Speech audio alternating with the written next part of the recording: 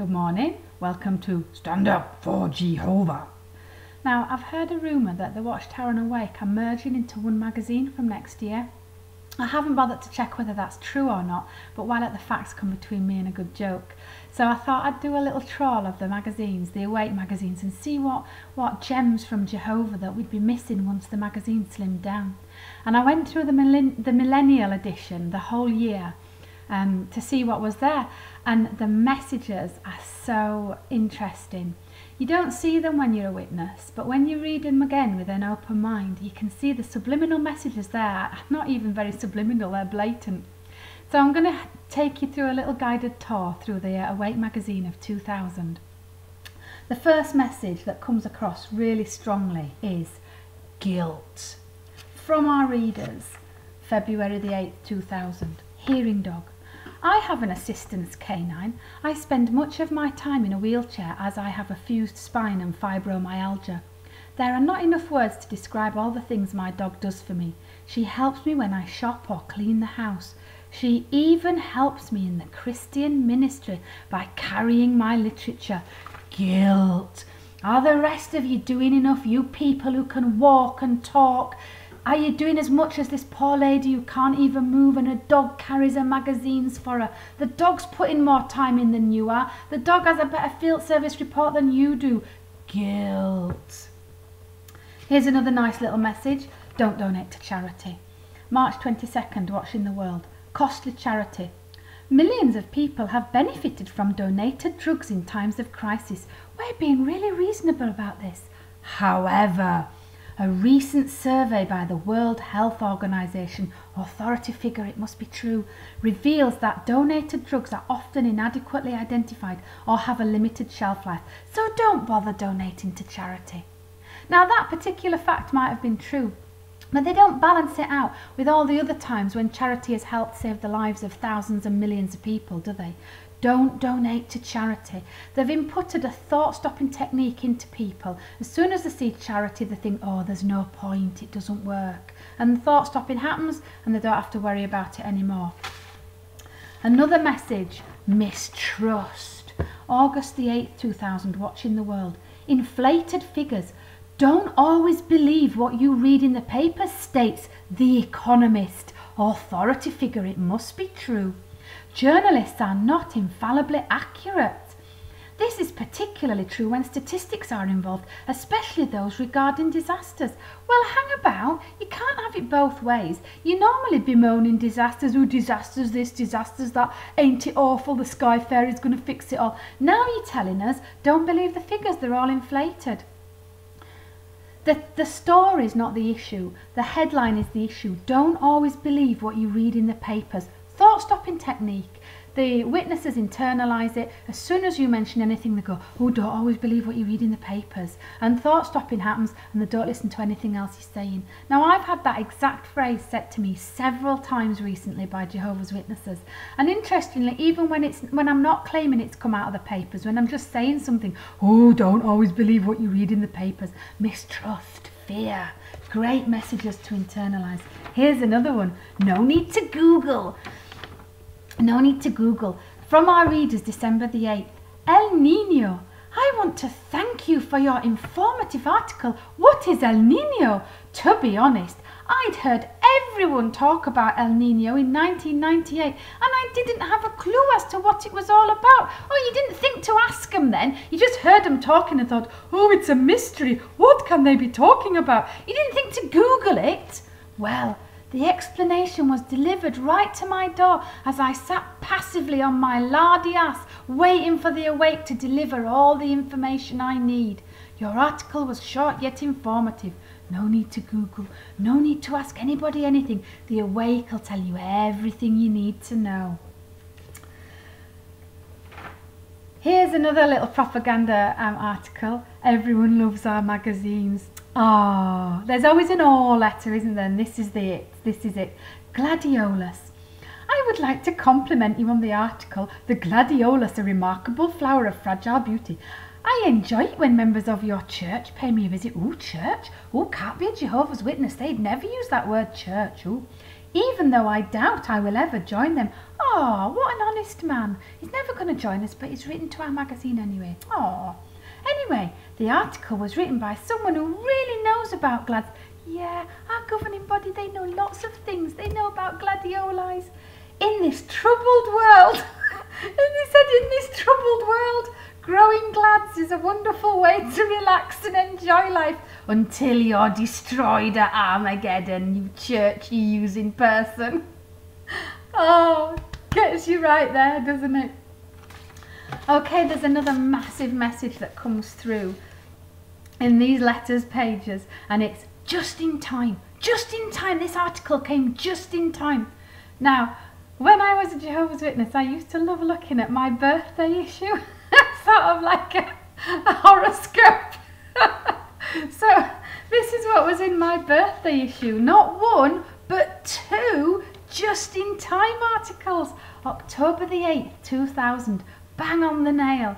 These are the other articles in my birthday issue, by the way, my horoscope issue. The Pyramids of Mexico, extreme sports, should you take the risk, and is it wise to invest in the stock market? Only the governing body can invest in the stock market and hedge funds. For the rest of us, it's not wise. So anyway, my birthday issue, I wasn't going to go whitewater rafting when I visited the Pyramids of Mexico, I decided. But the two just-in-time articles from our readers, kidnapping. This letter is a thing of beauty. God help this person if it's not made up. I am writing to convey my special thanks for the series Kidnapping, Why a Global Threat. I'm trying not to laugh.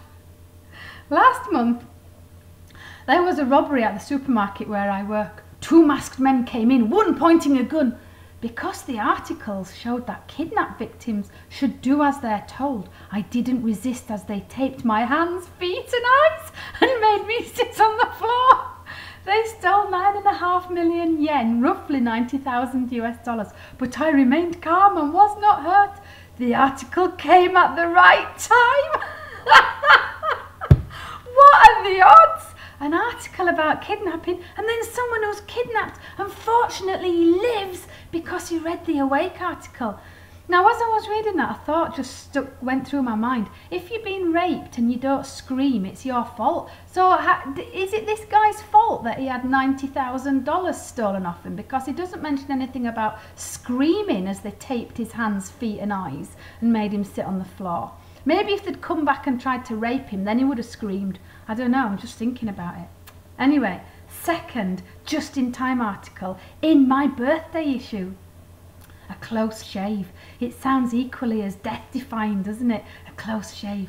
The article, A Close Shave, came just at the right time for me. Any later and it would have been, you know, irredeemably devastating, this situation. My husband is now in need of constant care and can no longer shave himself. The 4 tips on shaving were a great help. Now he wants me to shave him every day. Ah, just in time, just in time. What could have possibly happened that would have made that article from Jehovah, that loving provision of 4 shaving tips from Jehovah, too late? Maybe the hairs would have grown so thick that the razor wouldn't have cut through them. Just in time. Phew, the poor guy would have looked like something off a Castaway, but the Awake article came just in time. Now there's one more just-in-time article I want to read you, and I'm not really laughing at this, it's absolutely disgusting, but it informs you as to why Jehovah's Witnesses do incredibly insensitive things. It's not because they're insensitive people, although it might be, it's because they've been brainwashed by these possibly made-up articles to think that that's what you do. Just in time. Suicide, November 8th, 2000. In January, my 48-year-old brother commits suicide. The day after his memorial service, my father, who is not one of Jehovah's Witnesses, found this issue of Awake in our mailbox. Really? What a surprise! You're telling me that the relative of a Jehovah's Witness family just stumbled across it. It wasn't that all the witnesses rushed home and thought, oh, goody, a suicide. Let's find the article on suicide and poke it through his letterbox. I'm surprised he didn't find 72 of them. He was speechless and tearful as he showed it to us. I'm suggesting that he was gobsmacked at the insensitivity and tearful because he'd just lost his son, not because a wonderful magazine had been poked through his door. My family cried tears of joy and thankfulness for this comforting series. Bullshit. That letter, I genuinely believe, is absolutely made up as a behaviour controlling technique to tell Jehovah's Witnesses what to do. Absolute bullshit. And then they all trot off and shove the stupid magazines into people's faces at the worst time in their life when they've just lost someone and they're inconsolable. Right, anyway, there's another message in here that I want to talk to you about, and that is authority figures. Right, there are loads of authority figures referred to in these letters from readers. I kind of thought that these letters were genuine until I read the whole of the 2000 Awakes, and I realised I think they're made up. I genuinely do. Listen to this. Okay. Global Trade, July 8, 2000. I am studying economics in college and I've just finished the topic of international trade. Your article had points that we did not discuss in class. I will use them in my exam next month. Woo! Your article's better than anything that we were taught at college. It didn't even come up in college. My guess is it's not going to come up on the exam if it didn't come up in class, but that's just my opinion. August the 8th from our readers. Drugs. Once a week, a police officer, oh, someone really important, comes to my school and talks about things like drugs and alcohol. I showed him the articles and he was very impressed with them and read parts of them to the class. So this guy who's been teaching this topic for probably years couldn't find any other resources except your Awake article. What about this one? Not an authority figure writing to us, but referred to. We're back to kidnapping. Oh, goody. Kidnapping. What a fine message was contained in the series, Kidnapping Why a Global Threat. I wish the authorities would read and apply the suggestions given in your article on controlling kidnapping, because governments and specialist agencies who've studied for years in these areas and know how to deal with hostage situations couldn't know better than the Awake magazine, could they? There's more. Genes. I am a primary school teacher and I've always wondered, how could I help my pupils understand the composition of the human body? Sorry, you're a teacher and you don't know how to teach a topic or where to find the resources. Let me suggest textbooks, about 20 free internet sites that I access as a teacher to find topics. Not sure I believe that one. Another one. As a vocalist and an elementary school music teacher. Really? You couldn't find anything else other than the Awake either? Dear me, this country's not training their teachers very well. What about this one? Diabetes. As part of my postgraduate course. Oh, postgraduates. Something Jehovah's Witnesses aren't allowed to do. But this guy, a postgraduate, was assigned to conduct a seminar on diabetes, and your article was just perfect. Another one, I've been teaching health classes in school for 15 years.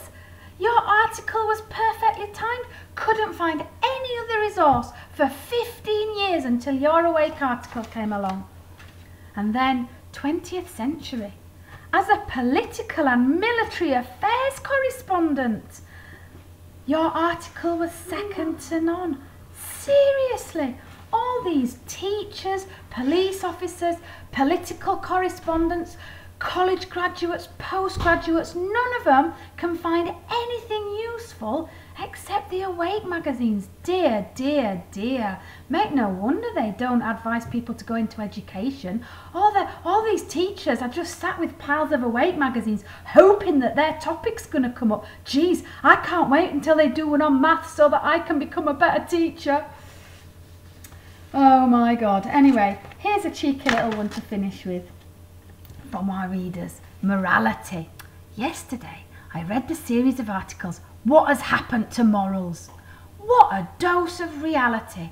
This series shows just how ugly sin is. In all honesty, oh, here we go. In all honesty, before becoming one of Jehovah's Witnesses, I had a bloody amazing time. No, sorry, he says, I was an extremely immoral person. as a born-in, I used to be so jealous of people that came into the truth and then regaled all these fabulous, flowery, interesting stories of wonderful and exciting sin they'd done, but in this really self-deprecating way. Oh, it was terrible. Oh, it was terrible. I slept with the most beautiful woman in the world. It was awful. I'm so ashamed. And then I had a string of fabulous girlfriends who were all supermodels. It was terrible. I'm so ashamed. Anyway, back to the letter. Even now I struggle against strong fleshly desires. However, with Jehovah's love and care, the assistance of the elders, they stood there in your bedroom making sure you don't do anything, the support of my Christian brothers and sisters, and articles like these, I now have the upper hand in the fight. Oh, cheeky! Thank you for listening to another episode of Stand Up for Jehovah.